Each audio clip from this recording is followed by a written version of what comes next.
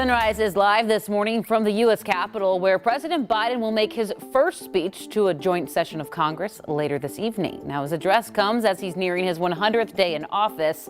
Here's what we know this morning about the president's first congressional address. President Biden's expected to emphasize his handling of the coronavirus pandemic, the status of vaccinations, and his $1.9 trillion infrastructure and jobs package.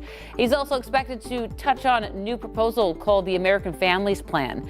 This plan will look at things like child care funding, free community college, paid family leave, and child tax credits. Another major topic he's covering, policing in America. Now, the audience inside the House chamber is going to be much smaller due to social distancing guidelines.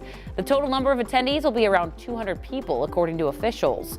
Only certain House and Senate members chosen by a lottery system will be there in person. And one of those people, Minnesota Senator Amy Klobuchar. She's going to be part of a group of lawmakers escorting the president into the House chamber for his address. Klobuchar also invited Chris Montana from Denord Craft Spirits as her virtual guest.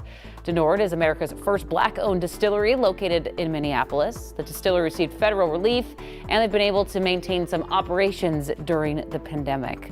Now, the address typically happens in February, but the deadly insurrection at the U.S. Capitol and COVID-19 pushed it back. There's also going to be heightened security following the January 6th attack on the Capitol and after extremists expressed a desire to attack the complex during Biden's address tonight. You can watch his whole speech tonight right here on NBC, and that starts, you guys, 8 o'clock.